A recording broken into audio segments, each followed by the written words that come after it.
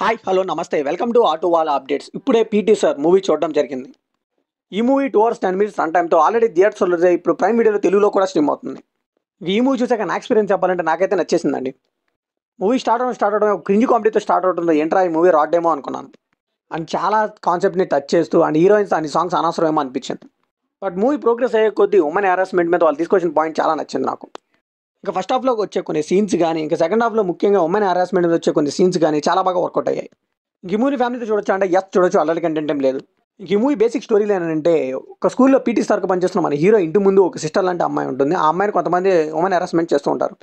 So ఎక్కడో harassment చేయడం వల్ల ఇంటికైతే లేట్గా వస్తుంది. అప్పుడు ఏమైంది, హీరోకి ఈ సంఘటన వల్ల ఏం ప్రమాదం వచ్చింది, అసలు ఎవరికి ఏమైంది, హీరో ఆ ప్రాబ్లం నుంచి బయటపడలేదా తెలియాలంటే ఈ మూవీ చూడాల్సిందే.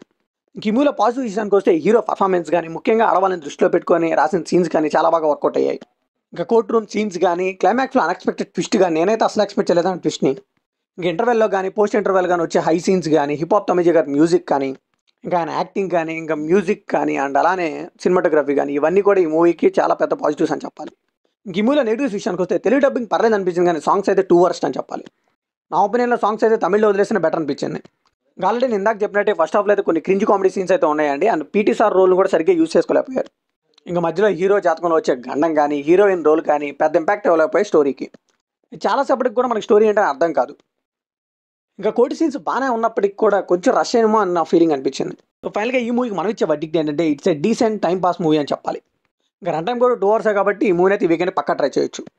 సో ఇది కంప్లీట్లీ నా ఒపీనియన్ మాత్రం. మరి ఈ మూవీ మీకు అనిపిస్తుంది కమెంట్లో షేర్ చేసుకోండి. లైక్ చేయండి, షేర్ చేయండి, వెళ్ళే ముందు సబ్స్క్రైబ్ చేసుకోండి.